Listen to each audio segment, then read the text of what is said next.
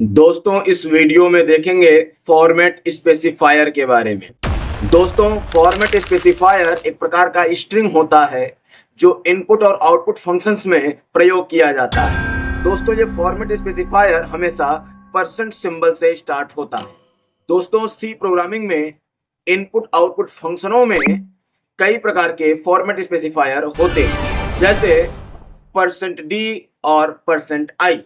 दोस्तों इस format specifier का यूज इंटीजर वैल्यू को प्रिंट करने व स्कैन करने में किया जाता है। यदि हम इस फॉर्मेट स्पेसिफायर का इस्तेमाल प्रिंटफ के अंदर करेंगे तो इससे हम एक इंटीजर वैल्यू को स्क्रीन पर प्रिंट करा पाएंगे। यदि हम इसे स्कैनअप फंक्शन के अंदर इस्तेमाल करते हैं, इसका मतलब है कीबोर्ड से हम एक इंटीजर वैल्यू अपने सीपीयू तक पहुंचा पाएंगे। दोस्तों इसी तरह से अगला फॉर्मेट स्पेसिफायर है %u, जो कि अनसाइंड टाइप की वैल्यू को रिप्रेजेंट करता है। यह हमेशा सिर्फ पॉजिटिव वैल्यू को ही प्रिंट करा पाएगा, जबकि इसके पहले %d या %i वह पॉजिटिव वैल्यू, जीरो और नेगेटिव वैल्यू को भी रिप्रेजेंट करा सकता है, जबकि %u सिर्फ जीरो के बाद यानी जीरो व जीरो के बाद की संख्याओं को ही रिप्रेजेंट करा पाएगा। यदि उसे हम प्रिंटअप में यूज करेंगे तो प्रिंट करेगा, स्कैनअप में यूज करेंगे तो कीबोर्ड से वैल्यू को स्कैन करेगा। दोस्तों इसी तरह से अगला फॉर्मेट स्पेसिफायर है %o, जो कि आपके वेरिएबल के अंदर जो भी नंबर है अगर वो डेसिमल में है हम उसे ऑक्टल में प्रिंट करा सकते हैं। दोस्तों अगला फॉर्मेट स्पेसिफायर है %x, जो कि आपके किसी वेरिएबल के अंदर जो डेसिमल नंबर्स हैं उनको हेक्साडेसिमल नंबर्स में प्रिंट कराने का काम करता है। बट x के इस्तेमाल से यदि आपके उस हेक्साडेसिमल्स में अल्फाबेट आते हैं जैसे ABCDEF, तो वह स्मॉल लेटर में प्रिंट होगा। और यदि हम यही फॉर्मेट स्पेसिफायर %X कर दें तो वह नंबर हेक्साडेसिमल में प्रिंट होगा और उसमें आने वाले अल्फाबेट कैपिटल लेटर में प्रिंट होंगे। अगला फॉर्मेट स्पेसिफायर है %F, जो कि दशमलव वाली संख्याओं को रिप्रेजेंट कराने का काम करता है। यदि इसका इस्तेमाल हम प्रिंटअप में करेंगे तो इसका मतलब सीपीयू की डेटा मॉनिटर पर प्रिंट होगी और दशमलव में, फ्रैक्शनल में, और यदि यही हम स्कैनअप में करेंगे मतलब कीबोर्ड की डेटा आपके सीपीयू तक पहुंचेगी, दशमलव वाली संख्याएं। दोस्तों हम फॉर्मेट स्पेसिफायर का इस्तेमाल वेरिएबल के अंदर की वैल्यू को निकालने अर्थात स्क्रीन पर प्रिंट कराने तथा कीबोर्ड से वैल्यू लेकर वेरिएबल के अंदर स्टोर कराने में करते हैं। दोस्तों अगला फॉर्मेट स्पेसिफायर है %e या फिर %E। इनका इस्तेमाल हम एक्सपोनेंट वैल्यू को प्रिंट कराने में कर सकते हैं। दोस्तों अगला फॉर्मेट स्पेसिफायर है %g, जिसका इस्तेमाल दशमलव वाली वैल्यू को प्रिंट कराने में किया जाता है, जैसे आपने देखा कि %f, बट दोनों में अंतर यह है कि यदि आप %f का इस्तेमाल करेंगे तो यह बाय डिफॉल्ट रूप से दशमलव के बाद 6 डिजिट तक की वैल्यू को प्रिंट करेगा, जबकि %g में आप जितनी वैल्यू डालेंगे उतनी ही वैल्यू को प्रिंट कराएगा। दोस्तों अगला फॉर्मेट स्पेसिफायर है %p, जो कि किसी वेरिएबल के एड्रेस को प्रिंट कराता है, वो भी हेक्साडेसिमल फॉर्म में। आपको अगर केवल न्यूमेरिक फॉर्म में लेना हो तो आप उसे %u के थ्रू प्रिंट करा सकते हैं। अगला फॉर्मेट स्पेसिफायर है %c, जो कि किसी वेरिएबल की सिंगल कैरेक्टर की वैल्यू को प्रिंट करा सकता है।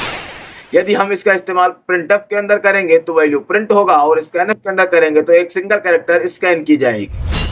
अगला फॉर्मेट स्पेसिफायर है %s, जो कि स्ट्रिंग वैल्यू को प्रिंट करने व उसे स्कैन करने में इस्तेमाल किया जाता है।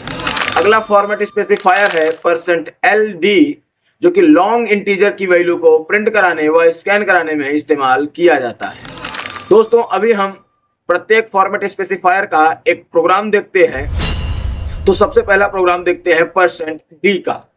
देखिए यहाँ पर एक प्रोग्राम लिखा हुआ है int main, जो कि मेन फंक्शन है, और उसके अंदर int b = 6। तो यहाँ b एक वेरिएबल है जिसकी डेटा टाइप इंटीजर टाइप की है और उसके अंदर वैल्यू डाला गया है 6। फिर एक और वेरिएबल लिया गया है int c और उसके अंदर वैल्यू डाला गया है 8। ठीक है, अब यहाँ पर प्रिंट कराया गया है वैल्यू ऑफ b = %d। तो इस तरह से ये जो डबल कोट के अंदर है वह प्रिंट होगा, बट %d एक स्पेसिफायर है, यह नहीं प्रिंट होगा। यह वेरिएबल की वैल्यू प्रिंट कराएगा, तो किसकी वैल्यू? b की वैल्यू। ध्यान रखें दोस्तों, %d प्रिंटफ के अंदर इस्तेमाल किया गया है। इसका अर्थ है कि एक इंटीजर वैल्यू प्रिंट हो तो किसकी वैल्यू प्रिंट होगा, b की वैल्यू प्रिंट होगा। तो b के अंदर क्या है, 6, अर्थात लिख कर आएगा value of b is equal b is 6। फिर अगले प्रिंटफ में लिखा \n, जो कि जो है आपके कर्सर को नई लाइन पर लेकर आएगा। फिर लिखा है वैल्यू ऑफ c इज, तो ऐसा स्क्रीन पर लिखेगा %d, तो यहाँ पर c की वैल्यू प्रिंट होगा अर्थात 8। रिटर्न 0, प्रोग्राम समाप्त हुआ। देखिए दोस्तों, इसे रन कराने पर कुछ इस तरह से आउटपुट आएगा, value of b is 6, value of c is 8। दोस्तों अगला एग्जांपल देखते हैं %u का। लिखा है int main int b is equal 10। ठीक है, b एक वेरिएबल है, इंटीजर टाइप का है और उसके अंदर 10 वैल्यू डाला गया है। Int c is equal -10। ठीक है, c एक वेरिएबल है जो कि इंटीजर टाइप का है और इसके अंदर -10 डाला गया है, या तो स्टोर हो जाएगा। फिर लिखा है printf value of b is %u, मतलब एक इंटीजर वैल्यू प्रिंट हो, किसकी वैल्यू प्रिंट होगा, तो b की वैल्यू प्रिंट होगा और b के अंदर क्या है 10। फिर लिखा है printf \n value of c is %u, एक इंटीजर वैल्यू प्रिंट हो c।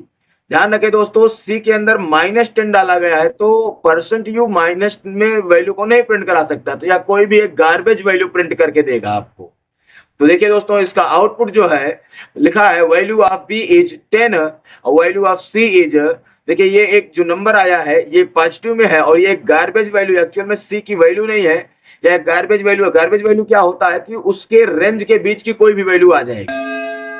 दोस्तों गार्बेज वैल्यू क्या होता है कि वह जो वेरिएबल है उसकी जो रेंज है उस रेंज के बीच की कोई भी वैल्यू रैंडमली आ सकती है। दोस्तों अगला फॉर्मेट स्पेसिफायर है %o, जिसमें एक वेरिएबल डिक्लेयर किया गया है इंट a और इसके अंदर डाला गया है 0100।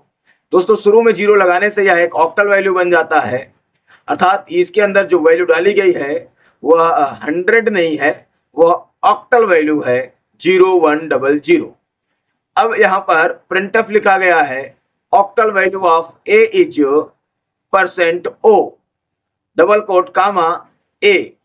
तो अभी a के अंदर देखो, ध्यान से देखो दोस्तों, %o जो है a के अंदर जो वैल्यू है वो ऑक्टल वैल्यू है और %o ऑक्टल वैल्यू को ही प्रिंट कराता है, मतलब a के अंदर जो ऑक्टल वैल्यू स्टोर है वह प्रिंट होगा। प्रिंटफ \n, जो कि कर्सर नई लाइन पे लाएगा integer value of a is, अब ऐसे में इंटीजर वैल्यू प्रिंट करेगा किसका, तो जो a के अंदर ऑक्टल वैल्यू है उस ऑक्टल वैल्यू का इंटीजर वैल्यू यह प्रिंट करेगा। तो इस तरह से a के अंदर जो 100 जो ऑक्टल वैल्यू है उसका जो डेसिमल वैल्यू होगा यानी कि 64 वह प्रिंट होगा। तो इस तरह से देखिए दोस्तों, उस a के अंदर जो वैल्यू डाला गया था 10100 जो कि एक्चुअल में 100 था ऑक्टल का, तो octal value of a is 100, फिर integer value of a is 64। तो इस तरह से यह वैल्यू प्रिंट हुआ। देखिए दोस्तों अगला फॉर्मेट स्पेसिफायर है %x एंड %X। इसमें लिखा है इंट y, एक वेरिएबल लिया गया है और उसके अंदर वैल्यू डाली गई है 0x कैपिटल में A। इसका मतलब हुआ 0x, देखो दोस्तों जब आप वैल्यू स्टोर कराते समय 0 लगा देते हैं तो वह वैल्यू ऑक्टल की बन जाती है और यदि 0x लगा दिया तो वह हेक्साडेसिमल की बन जाती है। तो यहाँ पर y के अंदर डाला गया है 0xa, एक्चुअल वैल्यू क्या है a है जो कि 10 को रिप्रेजेंट करता है और 0x लगा दिया है कि हेक्साडेसिमल की वैल्यू बन जाती है। तो y के अंदर स्टोर हो गया। आगे लिखा है printf hexadecimal value of y is %x, मतलब y के अंदर जो वैल्यू गया है वह स्मॉल लेटर में प्रिंट होगा, मतलब y के अंदर जो वैल्यू गया है वह हेक्साडेसिमल में प्रिंट होगा और उसमें जो अल्फाबेट है वह स्मॉल लेटर में होगा। फिर आगे लिखा है printf \n hexadecimal value of y is, अब देखिए दोस्तों इसमें फॉर्मेट स्पेसिफायर के लिए %X का इस्तेमाल किया गया है, मतलब y के अंदर जो वैल्यू है अगर उसमें अल्फाबेट है तो वह कैपिटल में प्रिंट होगा, अर्थात कैपिटल में a रहेगा और हेक्साडेसिमल में रहेगा तो 0x कैपिटल में a रहेगा। क्योंकि आगे लिखा हुआ है printf \n integer value of y is %d, तो एक इंटीजर वैल्यू प्रिंट कराया गया है किसका, तो y के अंदर जो हेक्साडेसिमल वैल्यू स्टोर है वह अब इंटीजर में कन्वर्ट होकर प्रिंट होगा, जो कि 10 होगा। ये देखिए दोस्तों, hexadecimal value of y is a, जो कि स्मॉल में है। y के अंदर जो वैल्यू डाला गया था वो a था, और अभी इसमें small x format specifier use किया गया था, इसलिए वैल्यू आया स्मॉल में a। दूसरे वाले में देखिए परसेंट कैपिटल X इस्तेमाल किया गया था फॉर्मेट स्पेसिफायर के स्थान पर, इसलिए यहाँ पर आया कैपिटल में A। और इसमें लिखा नीचे integer value of y is 10, तो उसको इंटीजर में प्रिंट कराया गया है। देखिए दोस्तों, अगला फॉर्मेट स्पेसिफायर है %f, और इसमें लिखा है फ्लोट y इज इक्वल 3.4, जो कि डेसिमल वैल्यू को स्टोर कराया गया है y वेरिएबल के अंदर, जिसकी डेटा टाइप फ्लोटिंग टाइप की है। और इसमें प्रिंट कराया गया है प्रिंटफ के अंदर floating point value of y is %f, मतलब एक फ्रैक्शनल वैल्यू, एक डेसिमल वैल्यू प्रिंट हो, किसकी, तो y की वैल्यू प्रिंट हो। ध्यान रखें दोस्तों, %f के इस्तेमाल से यह बाय डिफॉल्ट रूप से दशमलव के बाद 6 डिजिट तक प्रिंट कराता है, अर्थात वैल्यू आएगा 3.4 और उसके बाद 5 टाइम 0। ये देखिए दोस्तों, इसका आउटपुट इस तरह से है, floating point value of y is 3.4 और 5 टाइम 0 है। दोस्तों, अगला फॉर्मेट स्पेसिफायर है %g, जिसमें देखिए दोस्तों, एक फ्रैक्शनल में ही, एक फ्लोटिंग में ही वेरिएबल डिक्लेयर किया गया है फ्लोट y, और उसके अंदर वैल्यू डाला गया है 3.8, और यहाँ पर लिखा है printf float value of y is %g। ध्यान रखें दोस्तों, %f के इस्तेमाल से उस वेरिएबल की वैल्यू को वह प्रिंट करेगा, लेकिन बाय डिफॉल्ट रूप से दशमलव के बाद 6 डिजिट तक की वैल्यू प्रिंट करेगा, जबकि %g के इस्तेमाल से उस y के अंदर जैसी भी वैल्यू रहेगी एग्जैक्टली वैसी वैल्यू प्रिंट कर देगा। तो ये देखिए दोस्तों, आंसर आया है float value of y is 3.8, जो कि यही वैल्यू उस वेरिएबल के अंदर डाला गया था।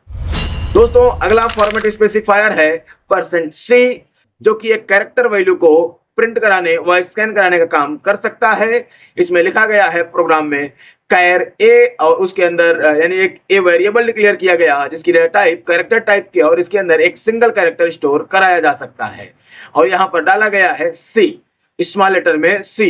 और ध्यान रखें दोस्तों, सिंगल कैरेक्टर की वैल्यू को सिंगल कोट से रिप्रेजेंट किया जाता है, जबकि मल्टीपल कैरेक्टर की वैल्यू को डबल कोट से रिप्रेजेंट किया जाता है, अर्थात कोई स्ट्रिंग को यदि स्टोर कराना हो तो डबल कोट का यूज किया जाता है। तो दोस्तों, यहाँ पर a एक वेरिएबल हमने बना लिया जिसकी डेटा टाइप कैरेक्टर टाइप की है, और उसके अंदर c वैल्यू डाल दिया।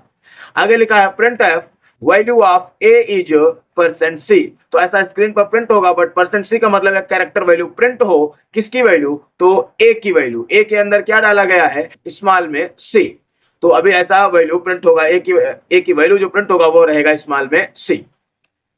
तो ये देखिए दोस्तों, इसका आउटपुट है value of a is c।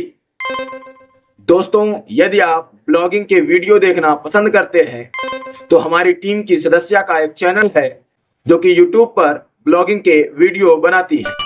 उनके YouTube के चैनल का लिंक मैं डिस्क्रिप्शन में दे दूंगा। आपसे रिक्वेस्ट है कि आप उन्हें भी सपोर्ट करें। दोस्तों, यदि यह वीडियो आपको पसंद आया हो तो आप इसे लाइक करें, अपने दोस्तों के साथ शेयर करें और चैनल को सब्सक्राइब अवश्य करें। धन्यवाद।